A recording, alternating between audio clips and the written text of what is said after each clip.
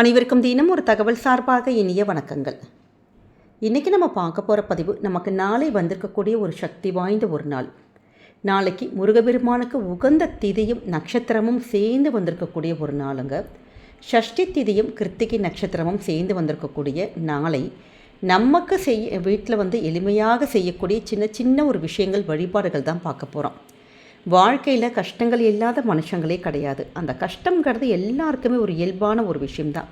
ஆனால் அதை நம்ம எப்படி எடுத்துக்கிறோம், எப்படி தாங்கிக்கிறோம், அதனுடைய மனப்பக்குவமாக இருக்கட்டும், அதை கடந்து போகின்ற அதை அந்த ஒரு ஸ்டேஜை கிராஸ் பண்ணுற அந்த ஒரு பொறுமை பக்குவம் இருக்குது பார்த்திங்களா, அதையும் நமக்கு யார் கொடுப்பாங்கன்னு கேட்டிங்கன்னா நம்ம வழிபடுகின்ற இறை வழிபாடுகளும் நம்ம கும்பிடுகின்ற இறைவன் தான். ஏன்னா ஒரு ஆளுக்கு அந்த ஒரு பொறுமையும் ஒரு நிதானமும் வாழ்க்கையில் இருந்துட்டாலே போதும், வாழ்க்கையில் எப்படிப்பட்ட கஷ்டங்களையும் நம்ம தாண்டி வந்துடலாங்கிற ஒரு ஐதீகம் இருக்குது.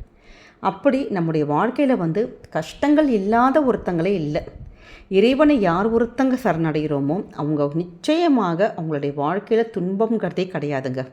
அதை மட்டும் ஃபர்ஸ்ட் ஆஃப் ஆல் நம்ம எல்லாருமே புரிஞ்சுக்கணும். அப்படி கலியுக வரதனாக இருக்கக்கூடியவர் தான் முருகப்பெருமான். பக்தர்களுடைய துயர் நீக்கப்பவர் தான் இந்த முருகன். முருகாங்கிற ஒரு குரலுக்கு நீங்கள் எப்படிப்பட்ட கஷ்டங்களும் தீருங்கிற ஒரு ஐதீகம் இருக்குது. அதை முருகனுடைய பக்தர்கள் எல்லாருக்குமே இந்த முருகாங்கிற ஒரு வார்த்தைக்கான அர்த்தம் நிச்சயமாக தெரியும். அப்படி நாளைக்கு வந்திருக்கக்கூடிய இந்த நாளில் உங்களை விட்டு போகக்கூடிய அந்த கஷ்டங்கள் எல்லாம் போகணும் முருகா அப்படின்னு சொல்லிட்டு முருகனை நம்பி இந்த ஒரு விஷயத்தை மட்டும், அதுவும் எளிமையான ஒரு விஷயத்தை நம்முடைய வீட்டில் நம்ம செஞ்சாலே போதும். கண்டிப்பாக எப்படிப்பட்ட துன்பமும், மலை மாதிரி இருக்கக்கூடிய துன்பம் கூட பனி மாதிரி ஓடி போயிடும். அப்படிப்பட்ட சக்தி வாய்ந்த ஒரு பதிவு தான். பதிவுக்குள்ளே போகிறதுக்கு முன்னாடி நம்முடைய சேனலை சப்ஸ்கிரைப் பண்ணாமல் பார்த்துட்ருக்கோங்க, கண்டிப்பாக சப்ஸ்கிரைப் பண்ணிக்கோங்க. அப்போ தான் எங்களுடைய எல்லா நல்ல நல்ல பதிவுகளுமே உங்களுக்கு உடனே வரும். இப்போ பதிவை பார்க்கலாம். நாளைக்கு வந்திருக்கக்கூடிய இந்த அற்புதமான ஒரு நாளுக்கு நம்ம சேனலில் ஏற்கனவே ஒரு பதிவு போட்டிருக்கோம். நிச்சயமாக பார்க்காத சகோதர சகோதரிகள் அந்த ஒரு பதிவையும் பார்த்து அந்த பரிகார முறைகளும் நீங்கள் செய்யலாம்.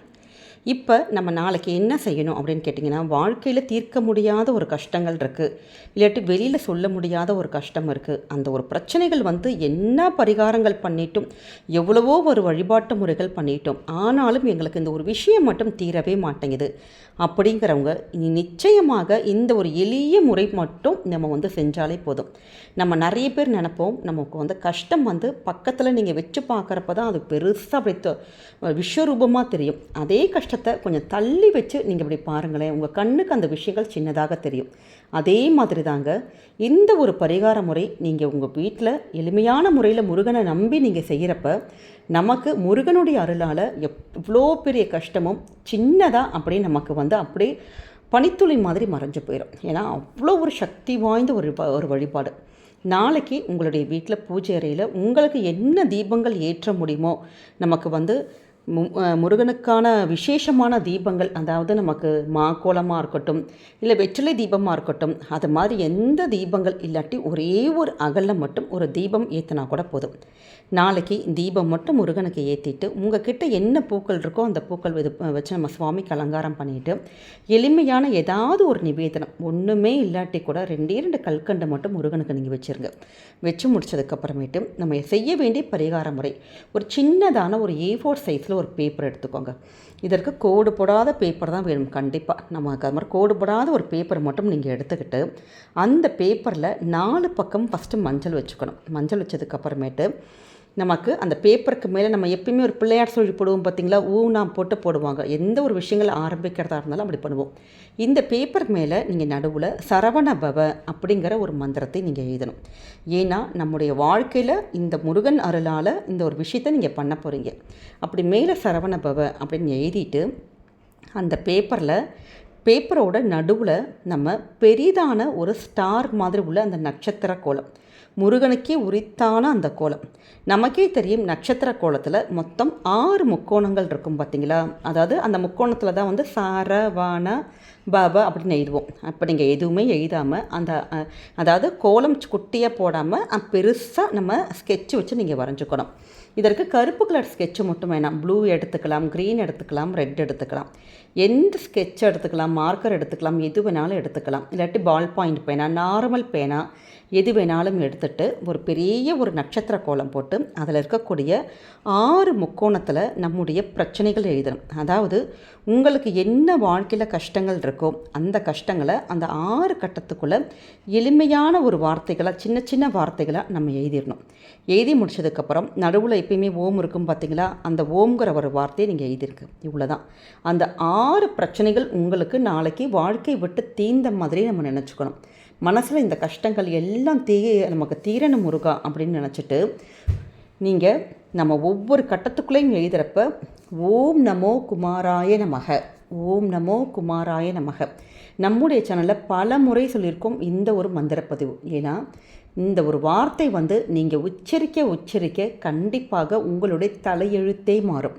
எப்போ முருகனுக்கான விசேஷமான நாள் எது வந்தாலும், செவ்வாய்க்கிழமை, சஷ்டி, கிருத்திகை எது வந்தாலும் சரிங்க, இந்த ஓம் நமோ குமாராய நமகங்கிற மந்திரத்தை மட்டும் 6 முறையோ 9 முறையோ நீங்கள் உங்களுடைய பூஜை அறையில் நீங்கள் டெய்லி கூட சொல்கிறதா இருந்தால் கூட தாராளமாக சொல்லலாம். அப்படி நம்ம சொல்ல நம்முடைய வாழ்க்கையிலேயே தலையெழுத்து மாறும். அப்படி ஒவ்வொரு கட்டத்துக்குள்ளேயும் எழுதுகிறப்ப உங்களுடைய பிரச்சனைகள் உங்களுக்கு அதாவது ஒரு நல்ல வேலை கிடைக்கணும், நல்ல வேலை கிடைக்கணும், இல்லாட்டி எங்கேயாவது பணம் வரணும்னா பணம் வரணும் எழுதலாம், வியாதி தீரணும்னா வியாதி தீரணும் எழுதலாம், இல்லாட்டி கணவன் மனைவிக்குள்ள சண்டைகள் பிரச்சனைகள் சமாதானமாகணும் எழுதுது. இப்படி உள்ள உங்களுடைய பிரச்சனைகளை 6 பிரச்சனைகள் எழுதுகிறப்பையுமே நீங்கள் ஓம் நமோ குமாராய நமகங்கிற மந்திரத்தை நம்ம 6 முறை ஆத்மார்த்தமாக மனசில் உச்சரிச்சுட்டு இந்த அந்த நட்சத்திர கோலத்துக்குள்ளே உங்களுடைய விஷயங்கள் நீங்கள் எழுதணும்.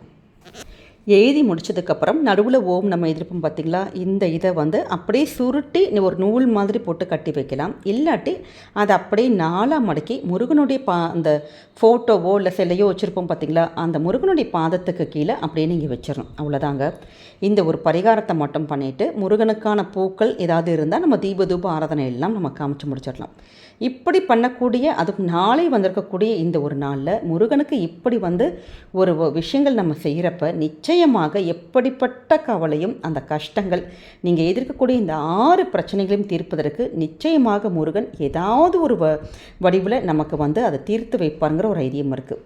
இது இப்போ நேற்று பண்ணுறது இல்லை, இது முன்னாடி இந்த பரிகாரமானது நம்முடைய ராஜாக்கள் முன்னோர்கள் காலத்திலருந்தே இது செஞ்சுருந்தாங்க. ஆனால் அப்போல்லாம் அவங்க என்ன பண்ணுவாங்கன்னா, இது மாதிரி பிரச்சனைகள் ஏதாவது வரப்போ அந்த வெள்ளி தகடு, பித்தளை தகடு, செப்பு தகடு, அந்த தகட்டில் அவங்களுடைய பிரச்சனைகளை எழுதி அந்த தெய்வத்துடைய பாதம் இருக்குது பார்த்தீங்களா, அவங்க முன்னாடிலாம் பெரிய பெரிய அந்த சிலைகள் தனியாக கோவில் மாதிரி வச்சுருப்பாங்க, அந்த பாதத்துக்கு கீழே அப்படியே அதை புதைச்சி வச்சுருவாங்களாம்.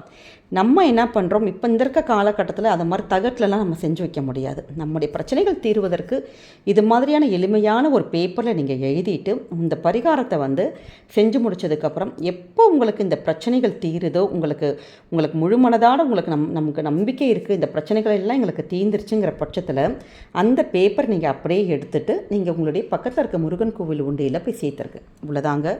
பார்ப்பதற்கு ரொம்ப ஒரு எளிமையான விஷயமா இருக்கும். ஆனால் முருகன் பாதத்தில் வச்சு நம்ம செய்யக்கூடிய இந்த ஒரு விஷயமானது நிச்சயமாக முருகன் அருளாலே தீர்வு கிடைக்கும்.